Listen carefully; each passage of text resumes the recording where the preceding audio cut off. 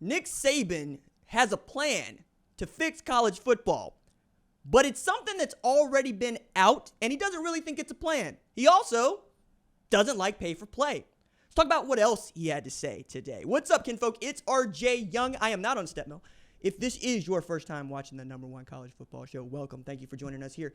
We talk college football. We talk football year round. So if you are into that, go ahead and hit that subscribe button, like this video, and answer the question in the comments below. Do you think we, and not you, we, us, can fix college football in this day and age? Because Nick Saban believes that that's just it. It's also kind of wild to hear how he has become the center of conversation around this idea from President Trump to fix college football. He also talked with Paul Feinbaum on his show about how he got involved with this. So Donald Trump spoke at Alabama's commencement, and Nick Saban introduced him.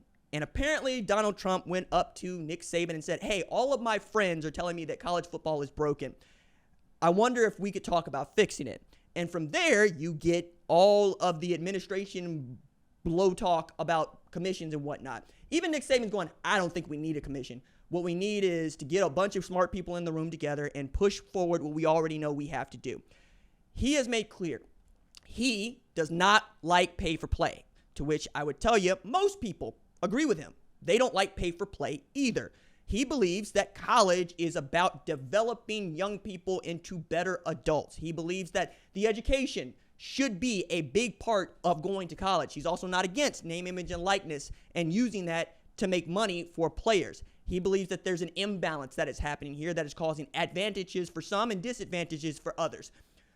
This is all interesting because Nick Saban is trying to thread a needle here. He's trying to walk a very, very thin line down the middle where he's saying everything that everybody wants to hear while also not acknowledging, the things that brought him to the space where he is able to talk about these things and perhaps lead a commission like this, namely retiring as head coach at Alabama. There are many of us that believe that Nick Saban was going to die head coach at Alabama. He loved doing the job. The job was good to him. He was good at the job. So what changed? He had mentioned it. He got tired of not recruiting players. He loves to recruit players. He got tired of the conversations around money because he believed at his core that college football in college is not about that. He even mentioned, hey, we all went to college. Like, hey, not all of us went to college. You ever heard of this thing called Subway alumni to support Notre Dame? It's a bunch of people that didn't go to Notre Dame that call themselves Notre Dame fans. Even in my state of Oklahoma, most people did not go to college. Most people certainly did not go to OU, but it is an overwhelmingly positive place for OU football because most of us support that program or Oklahoma State in some instances, right? I think we're also talking about a Nick Saban who doesn't like the idea of professional football taking over the sport that, frankly, he is the best to ever coach in. He left professional football in large part because it had so many of these things that we have implemented in the college game, namely roster limits, no salary caps, but you do have to pay people, and they can make more than you, and they might not want to listen to what you have to say. And we're also looking at the way in which we are able to acquire talent. Turns out Nick Saban was all about being able to use as many headsets on the sideline as he could, so much so that we had the headset rule. He was not in favor of oversigning, though he did oversign, and we have a rule, thanks to Houston Nutt, that disallows that. We also have rules for just when and how, you can sign your national letter of intent when we still had those. Now, national letter of intent, not really the way in which high-profile candidates are getting their business done. They sign what is called a financial aid agreement, which allows for a significant amount of time for you to finish your degree. So when you see players that are returning to college, say like Brock Bowers at Georgia, to receive his degree after playing in the NFL, that financial aid agreement can be a part of it, or they can just say, hey, we would like to have you back, or you could pay for that last year yourself. It's really up to you. I believe that going to college is about getting a job. Full stop. Full stop. I say this as a man who has bachelor's degree, master's degree, and got this job right as I was this close to becoming an English professor. I'm not an English professor. I do not have a doctorate. I was in the PhD program at Oklahoma State studying creative nonfiction, and I fell into doing what I always wanted to do at a time when I didn't think I was going to be allowed to do it anymore. So I've held on to that with both hands. But to do this job, do you need a friggin' degree? No. No, you do not. You know what you need to do my job? A microphone, usually attached to a camera, an editing software if you want one, and the ability to press upload. That's what it takes to do my job for the most part, right? We're talking about YouTube. You want to talk about writing? Cool. You can learn how to write in high school if you pay attention. Or you can learn how to write from reading books. I am from the school of Goodwill Hunting. You can get an undergraduate degree for $1.50 in late charges, okay? Go to the public library, camp out, read, and then write down what you have read, synthesize that data, and then go out into the world and talk to people about how they do their jobs. Perhaps they'll offer you a job, and you get to do what many people do, which is start at the entry level and work your way up knowing the business. But only in recent years have we decided that we want to have people with degrees in these managerial spaces because it makes the CEO and the shareholders feel better. I'm saying this with my whole chest because my mother also has a master's degree. My father did not graduate college until he was in his late 50s, but he won a Circle of Excellence award as an operations manager at Federal Express. My dad was really damn good at his job. Did he need a degree to be good at his job? No. Did he need a degree to get started jumping in and out of a delivery truck to work his way up into ops manager? No. You know what he needed? A job. You don't need to go to college to get a job, but you do go to college because it enhances your opportunities to get a job. You know what a college football player is doing as his job? Do you know why they offer him a scholarship to play football? To play football. That's what the scholarship's for. He ain't there just to make good grades. He's there to make good grades so the football team doesn't look bad because all those players are students. But I don't think that is the reason college football players play college football. At lower levels, perhaps, right? We're talking about Power 4 with the conversation that we're having on this show. The ones, if I wanted to make a video about Ferris State, you're not watching it. If I want to make a video about the University of San Diego and how great they have been in the Pioneer League, you're not watching it. You know what you're watching?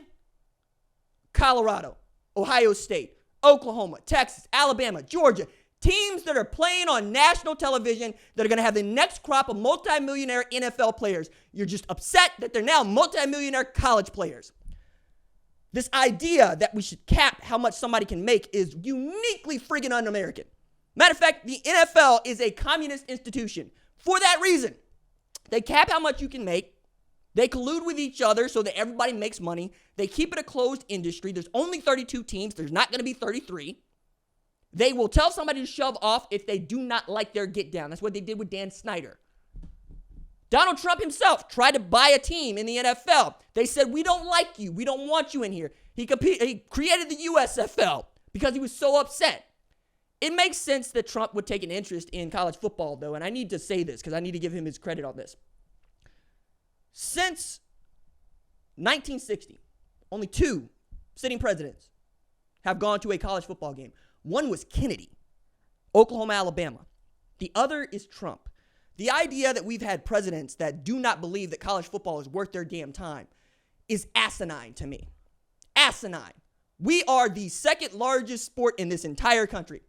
You have every opportunity to reach people you would otherwise never reach because they hate politics.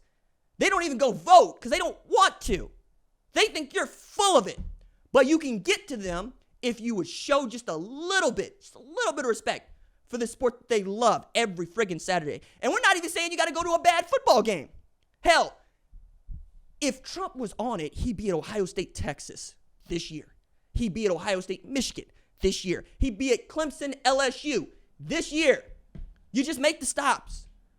The idea that Ted Cruz is in charge of trying to figure out name, image, and likeness is even wild to Texas people because there ain't a whole lot of Texas people that like that man. But he stays senator. Why? Because he knows college football is at the center of everything we do. So this commission that is being formed, that Nick Saban is at the only named guy we know, so that makes him the front. He doesn't even like it. He don't even want to talk about it. He don't want that kind of attention. I think he's been forced into it because President Trump said your name, and you shook his hand and said you do this with him. So now you're having to tell everybody, hey, I'm not against paying players. No. But you are against them making millions and millions of dollars and creating an imbalance in competitive competition, right? Yeah, he is. You mean so you're against the thing that made you so good at Alabama, which is spotting market inefficiencies and exploiting them so that you could create a super team of monster players that could go win football games? You're trying to take away the ingenuity that comes with the game? This is a man who hated spread football, hated pass-happy offense. But he adapted because that meant winning. So after Johnny Manziel did a dance over their dead body, he made sure that he had a Johnny Manziel every single friggin' year for the rest of his life. Jalen Hurts, Blake Sims, Tua Tagovailoa, Bryce Young. He's got magicians playing quarterback now because he had to. That's what the game is doing. I don't understand how people that can claim to be free market capitalists believe that we're supposed to believe them when they want to cap our earning potential. That, my friends, is them trying to impose restrictions on us that themselves they would never stand for. So I ask you, why the hell should we? I think that this particular system we have is chaotic. No doubt. It's chaotic. But I know how to work in chaos. I'm a wartime soldier. I don't do well in peacetime. Peacetime, I don't make no money. Peacetime, I can't do no work. Send me to war. Send me to battle. When everybody is losing their stuff because we're in crisis, that ain't me, dog. I settle in. I settle down. I get to work. People that want to put a cap on what you can earn are people that have decided they do not want to work. And if you are a conservative and you're a Republican, how can you sit here and tell me that less work is the key to your success? Ain't no handouts over here. We put foot to booty and we get to work. You don't like the system? Cool. Spend your life fighting the system. See how far that gets you. You know what you ought to do? Find out how you can make some money. Get to work. Let's go. It's America, Jack.